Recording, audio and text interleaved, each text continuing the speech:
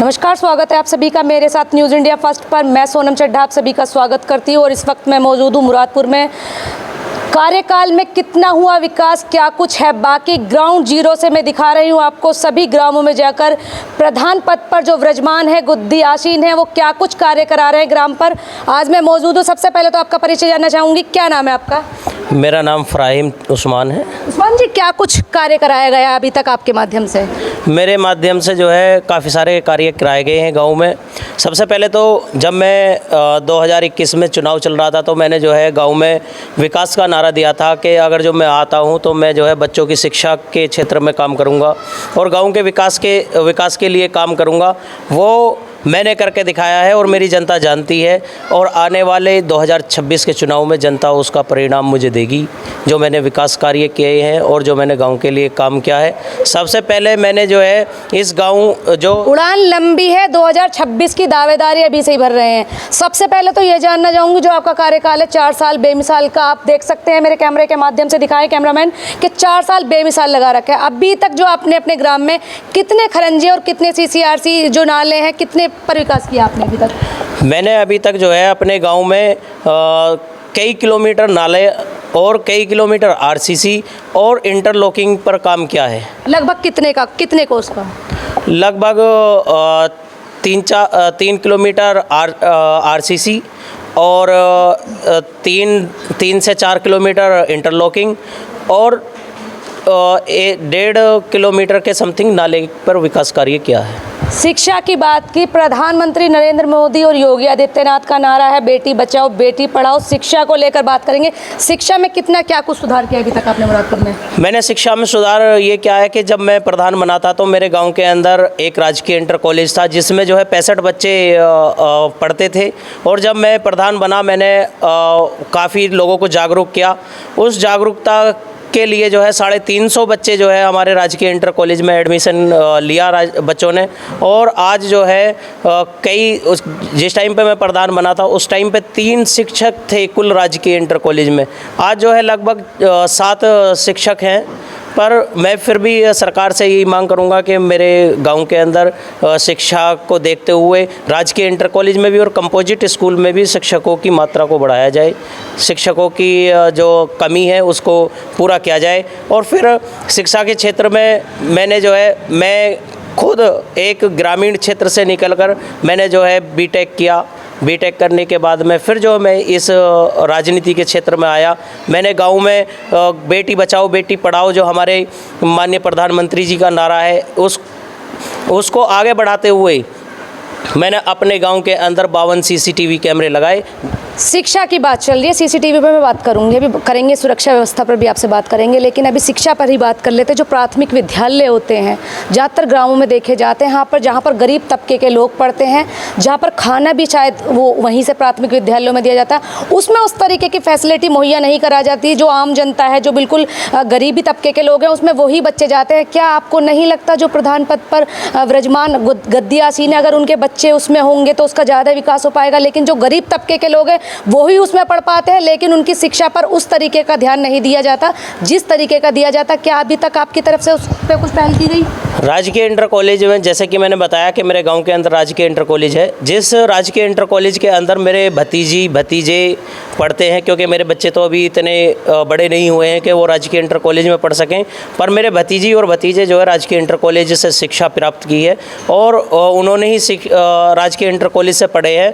मैं आपको ये बता दूं कि मैं वक्त पर जाकर अपने सरकारी स्कूल में मिड डे मील भी चेक करता हूँ, मिड डे मील भी खाकर देखता हूँ कि उसमें कोई सही बन रहा है नहीं बन रहा है, और जाके बच्चों की शिक्षा के बारे में और बार रीचेकिंग करता रहता हूँ जब भी मैं जाता हूँ, क्योंकि मैं एक पढ़ा लिखा प्रधान हूँ। मैं जाके अपने स्कूल के अंदर बच्चों को देखता हूँ कि किस लेवल पर पढ़ाई चल रही है, किस तरीके से टीचर पढ़ा रहे हैं। मैं हर वक्त एक्टिव रहता हूँ स्कूल को लेकर। अच्छा, जो गरीब तबके के लोग हैं, पढ़ाई करने के लिए सक्षम नहीं है, उनकी किस तरीके से आप मदद करते हैं? जो बच्चे पढ़ नहीं पाते और जिनके अंदर जुझारू होते हैं कि मैं पढ़ना चाहता हूँ, उस तरीके के आप कैसे उन्हें एफर्ट करते हैं? उन्हें स्कॉलरशिप के माध्यम से, सरकार की जो स्कॉलरशिप चल रही है उसके माध्यम से उनको जो है जागरूक करा के वो उनको स्कॉलरशिप दिलाई जाती है। और जिन बच्चों के माता पिता में से एक या दोनों 2021 के बाद एक्सपायर हो गए या 20 के बाद में एक्सपायर हो गए, जो हमारे प्रधानमंत्री जी की एक स्कीम है उनको स्कॉलरशिप की, मैंने उन काफ़ी बच्चों को जो है मैं स्कॉलरशिप दिला रहा हूँ कि वो पढ़े और अपने गांव का आगे जो है अपने गांव का नाम रोशन करें। इसी शिक्षा को देखते हुए जो गरीब बच्चे हैं,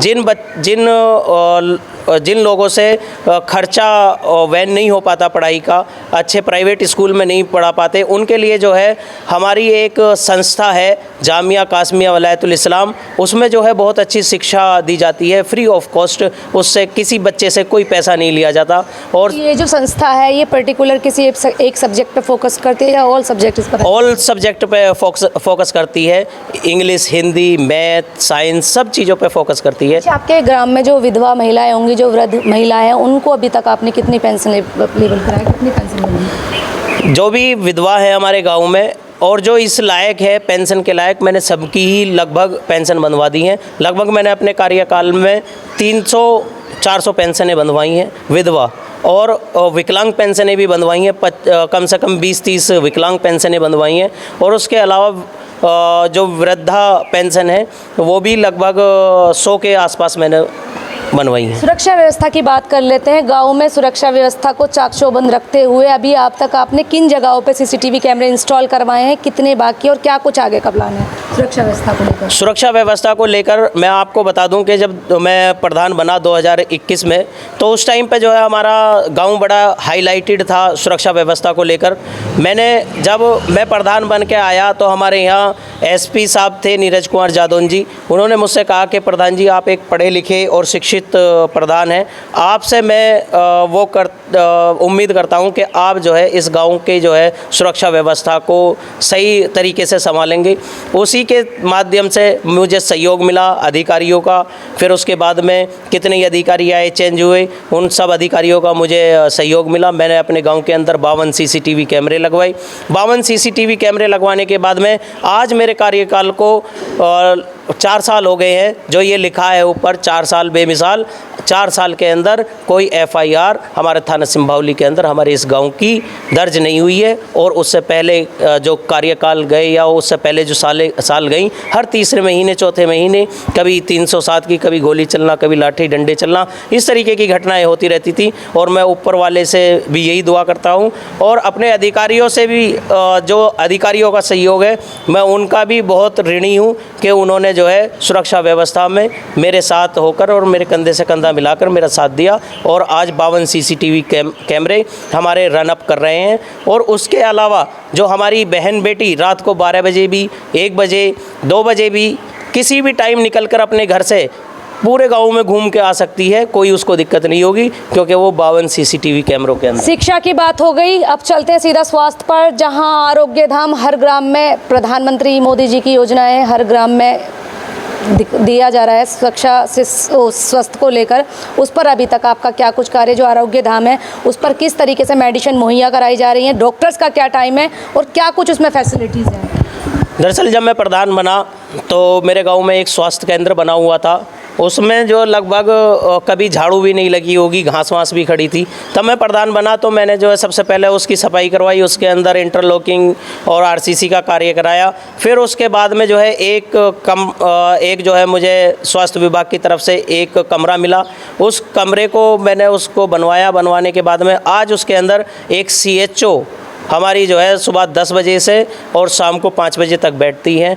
जिस भी तरीके की, किसी भी तरीके की कोई बीमारी लेकर आ जाए उसकी दवाई वहाँ मुहैया कराती हैं। और अगर जो उनके वो नहीं होता तो वो रेफ़र करके आगे भेज देती हैं। सर, जैसे कुछ इलाज हैं जिनके मतलब टेस्ट वगैरह होते हैं जो मुहैया नहीं होते हैं आम उस जो गरीब तबके के लोग हैं, क्या उसमें भी किसी तरीके की आपके द्वारा मदद की जाती है? हाँ, मदद की जाती है, क्योंकि जब हमारा आयुष्मान कार्ड चला, आयुष्मान हमने जो है घर घर जाकर, जगह जगह कैंप लगाकर, नुक्कड़ सभाएं कर हमने जो है आयुष्मान कार्ड की जानकारी दी लोगों को कि 5 लाख तक का बीमा है। जिस आदमी से अपना इलाज नहीं हो पाता था, अपने बच्चों का इलाज नहीं कर पाता था, वो आज आयुष्मान कार्ड अपने 5 लाख रुपए पर फैमिली मेम्बर के अपनी जेब में रख के घूमता है और तब उसको ज़रूरत पड़ती है वो जाकर वहाँ दे देता है। एक वक्त वो भी आता है जब आदमी बीमार पड़ता है, उसका भाई भी उसको मदद नहीं कर पाता, पर सरकार उसकी मदद कर पाती है 5 लाख के रूप में, जो आयुष्मान कार्ड उसकी जेब के अंदर रखा है। हमने उसमें जो है लोगों को जागरूक किया और लोगों के ज़्यादा से ज़्यादा आयुष्मान कार्ड बनवाए। और रही बात जो हमारी जांचें हैं, बहुत बड़ी बड़ी जांचें हैं, हमने जो हमारे हॉस्पिटल के लोग आते हैं, जैसे रामा हॉस्पिटल है या और जो हमारे आसपास के जेएस हॉस्पिटल है, वो लोग आते हैं और हमसे संपर्क करते हैं। कोई गरीब आदमी होता है कि कैंप वगैरह भी इंस्टॉल किए जाते हैं, जैसे महीने में या 15 दिन में कुछ कैंप वगैरह का भी आयोजन किया जाता है? काफ़ी सारे कैंप लगाए जाते हैं। हर अस्पताल के अलग कैंप लगाए जाते हैं। सरस्वती का अलग लगाया जाता है और रामा का अलग लगाया जाता है, सरकार की तरफ से अलग लगाए जाते हैं। तो मैं आपसे ये कहना चाह रहा था, जैसे MRI कराने के लिए आदमी को प्राइवेट हॉस्पिटल में 5 से 6 हज़ार रुपये पे करना पड़ता है, हम 1500 रुपये में इन डॉक्टरों से करके 1500 रुपये में उसकी MRI कराने का भी कार्य करते हैं। आपके अंडर में कोई गौशाला होगी, उसका देखरेख किस तरीके से किया जा रहा है, कितने गौवंश से और क्या कुछ उसमें फैसिलिटी आपने अभी तक मुहैया कराई? मेरे गांव के अंदर एक जो है अस्थायी गौशाला है, जब मैं प्रधान बना तो मैंने देखा कि मेरे गांव के अंदर जो गौशाला थी उसकी बड़ी कंडीशन ख़राब थी, उसके 4 दीवारी भी टूटी पड़ी थी, 4 दीवारी भी नहीं थी। अच्छा सर, गौशाला की बात करते हैं, गौशाला पे सरकार की तरफ से डोनेशन तो बहुत सारा ले लिया जाता है। जब ग्राउंड जीरो से देखा जाता है तो पूरी अगर मान ली स्थिति की बात करूँ तो जर्जर अवस्था में होता है। जो गौवंश होते हैं दिखाए कुछ जाते हैं, अगर मौके पे देखा जाए तो होता कुछ नहीं है। पलवाड़ा की खबर आपके साथ मैंने साझा करी, देखिएगा ग्राउंड जीरो से मैंने रिपोर्टिंग करी थी। पलवाड़ा में एक गाँव में मतलब बीच बाग में वो गौशाला बना रखी है। प्रधान पद ने जो भी थे उस तरीके का कार्य ने आपने किस तरीके से वहाँ पे फैसिलिटी मुहैया कराई है, क्या कुछ उसमें गौवंश है? मैंने जो है हमारे गौशाला के अंदर लगभग 50 गौवंश है। उसके अंदर मैंने जो है हर चारे की भी फैसिलिटी मुहैया करा रखी है। एक हमने प्रोजेक्ट लगा रखा है जिसमें जो है मक्का, जो हमारी मक्का होती है उसको जो है 15 दिन के अंदर उसको तैयार किया जाता है और उसके माध्यम से गायों को हरा चारा दिया जाता है। और उसके अलावा भी जो मेरे गांव के अंदर LMC की ज़मीन थी, लगभग 50-60 बीघे LMC थी, जो मैंने प्रधान बनने के बाद मैं खाली कराई और उसमें चारा बोया और चारा बोने के बाद में फिर उसके बाद में जो है आज वो चारा वहाँ उगता है और हमारी गौशाला में आता है। हमें जो है प्रति गौवंश के हिसाब से पर डे के 50 रुपये मिलते हैं। 50 रुपये तो वो, और जो हम अपने जैसे अब फसल का टाइम चला, भूसे का टाइम चला, तो हम लोगों से जो है मिलकर किसी फैक्ट्री वालों से मिलके या कॉलेज वालों से मिलके किसी ने 10 कुंटल भूसा दान किया, किसी ने 20 कुंटल भूसा दान किया, एक भूसे का स्टॉक करा लिया और उसके बाद में जो है हमारी पूरी साल के लिए भूसा स्टॉक हो गया और हमारा हरा चारा चलता है। और देखेंगे कितना हुआ विकास और कितने जो प्रधान पद से बताए जा रहे हैं, जो ये सारी फैसिलिटी है ग्राउंड जीरो से भी मैं आपको दिखाऊंगी क्या कुछ हो रहा है विकास और कितना है बाकी। सर, हर गांव में प्रधानमंत्री मोदी जी की योजना थी, मानसरोवर होने चाहिए, तालाब होने चाहिए, तो आपकी तरफ से ऐसे कुछ कार्य कराए गए जो गांव में तालाब दिए गए हों?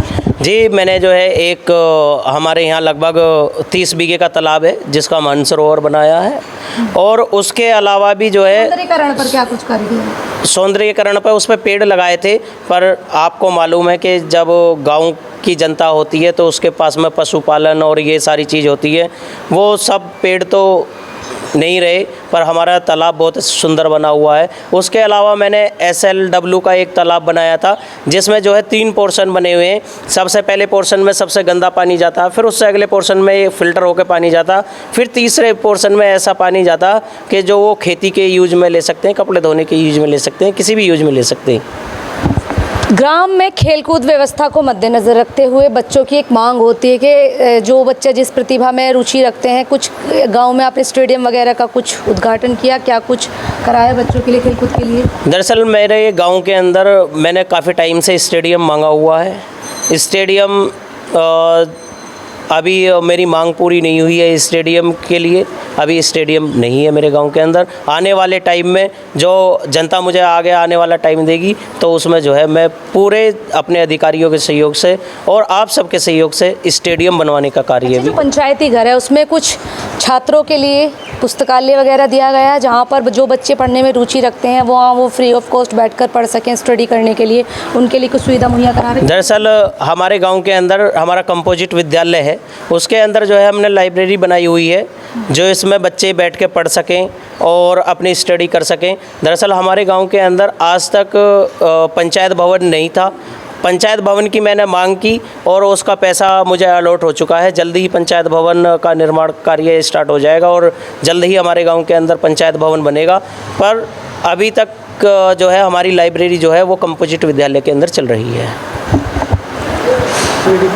ग्राम में पानी की व्यवस्था, नल, टंकी, हैंडपंप अभी तक कितना आपके द्वारा लगाए गए, कितना बाकी है और आने वाले टाइम में कितना इंक्रीज़ होगा?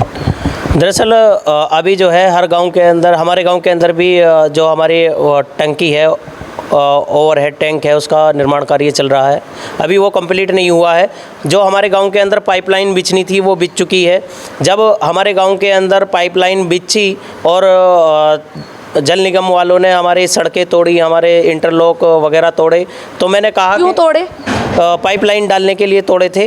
तो मैंने कहा कि जितना पहले 300 मीटर तोड़ो तो फिर जो 300 मीटर को पहले रिपेयर करो, फिर उसके आगे बढ़ो।